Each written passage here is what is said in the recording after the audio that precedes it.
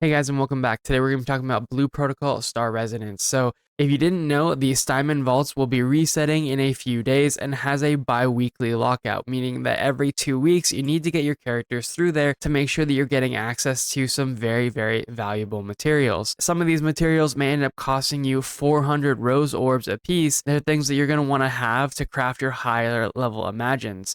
So they're very, very valuable. You need to be doing this, and let's go ahead and jump into it. What you guys are going to be seeing in the background is my tank doing the Stimen Vaults. So we came up with this general strategy. You don't have to do it exactly the way that we're doing it, but we found that this worked the best. Something I want to make clear though is that this is not necessarily the greatest of all strategies. This happens to be our strategy and what worked for us. Now, you may need to adapt this strategy to work for you in whatever ways you see fit, but that's just something to understand that like every group is going to have their own way of doing it. Some people are going to be more comfortable and less comfortable doing certain things. So as always, tailor every strategy and every option that you can to the rest of your group, talk to each other, work together, and you'll be able to get it done just fine. And realistically, this is just a variation of the idea of chain pulling and grouping all of the mobs together in pretty much the entire instance and AoEing them down, which is something you're going to want to be able to do in the Stimen Vaults if you want to push further. For example, we were able to push all the way to floor 20, which is the current like end game of the Stimen Vaults for this week. The reason why it's so important to be able to have the ability to do this is because a lot of these mobs have a lot of health, and so you just don't have the time to actually sit there and AoE down each pack individually. You need to just pull them all together and do what's called like a Deathball chain pull. And so the idea is you literally just get all of the mobs that you can, as much as you can tank and you can survive and fight, and you just get them together and you AoE them all down. It's basically the idea of how we used to do Mythic Plus in World of Warcraft, or how they still do Mythic Plus. What you guys are seeing is my tank is running around the top of the arena, gathering all of the mobs, just pure aggro of running by them, and then, you know, sometimes hitting them, but not very much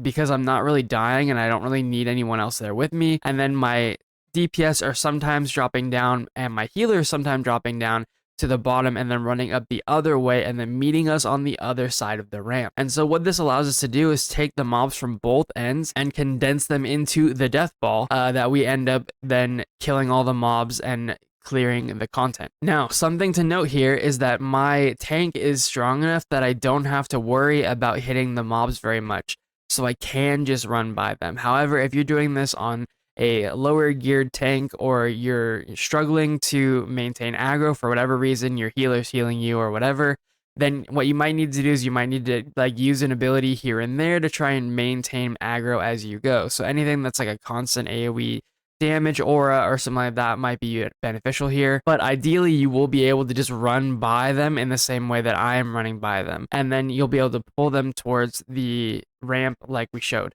So in this too, one thing that's probably worth noting is that there's this concept of LOS, so line of sight. If you don't know what that means, it just means line of sight of your target, being able to look at them or not. And so if you do have things where like archers and stuff like that are standing back and they're not coming into the death ball, you can actually go down, and I'll try and put a little section of what I'm talking about here so you guys can see. If you can go down the ramp a little bit and just break line of sight with those archers, they'll actually come around the corner and then they'll be in the death ball. And so that's part of the reason why we're using this location as our death ball location, as to make sure that we can line of sight anything that we need to, either from the bottom coming up or going around the top ring and then coming to the ramp. All of this needs to be done while you're avoiding the actual mechanic, which this time is this like sensor that is scanning these areas and looking for you. So while you're within the like sensor area, if you do get seen, you're gonna get struck by lightning and it's gonna hurt quite a bit.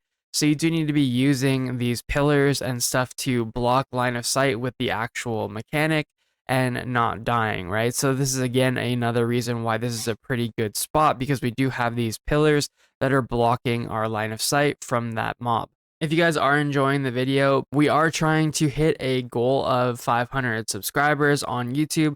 If you could take the time to subscribe to the channel, I would greatly appreciate your support. Thank you very much. Now, I don't know if this will always be the same scanning mechanic. However, this is kind of just teaching the general idea behind what we're doing here. So like I said, we're just kind of going over things like chain pulling, line of sight, and stuff like that. And so this should help you in your gaming going forward, not just in the Stimen Vaults, but maybe in your dungeons or whatever you end up doing. Maybe you're going to go back and play World of Warcraft and doing Mythic Plus, same idea, right? So these ideas just apply in multiple areas across multiple aspects of the game. So it's probably worth mentioning that sometimes you might have mobs that don't want to actually be run up the ramp. And in that case, you might have to kill everything at the corner or drag them down to the mobs downstairs.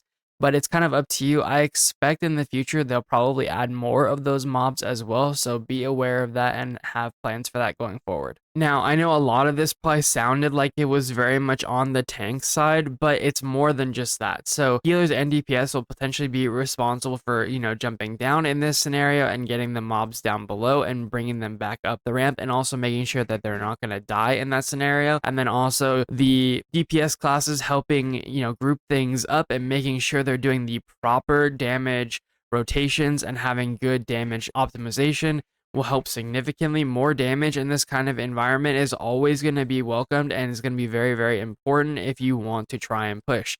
If you have somebody who's not pulling their weight, unfortunately, you're just not going to make it. The healer, actually, I kind of recommend at this point that maybe if you're a Verdent Oracle, you start looking into doing some more of the beat performer. At this point in time, we'll have to wait and see how long this is the case, but the life binder simply just does too much healing, and I think the smite healer might do too little healing. So if you want to try and play around a little bit with that, you can. But realistically, we had a beat performer in my tanking group, and that worked out really, really well. They were able to put out a pretty significant chunk of damage and also do the healing that was required. Because not a ton of healing is required. Your tank can probably handle a fair bit of the healing that is required in this content.